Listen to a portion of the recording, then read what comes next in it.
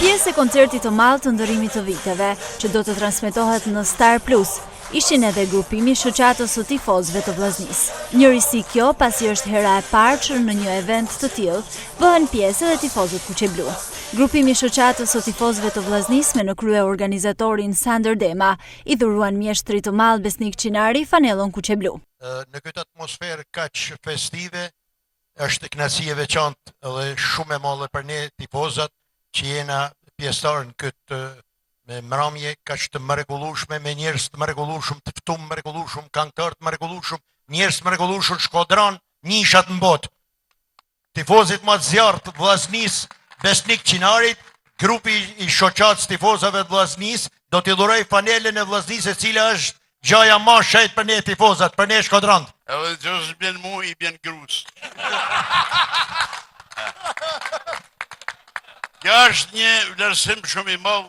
Unë kam marrë shumë tituj, por këtë fanel unë do të flajmë edhe. Mos u mërzitni për ecurinë e Vllaznisë, se kalon shumë pikë. Të ftuar në këtë mbrëmje ishin edhe mysafir nga Kosova, teksa klubi i Gjakovës shpërndau vlerësime për të pranishmit. Është kënaqësia jona që sonte jemi mysafir në qytetin e kulturës, dijes dhe adhetarizmit, e posaçërisht sportit. Une këtu kam marrë me kënaqësi se në gjysën e jetës e kam edhe me Shkodrën të lidhur, në ato ditë të vështira, ku Kosova digje andej, e ne prindrit, motrat, fëmijët i kishim këndej.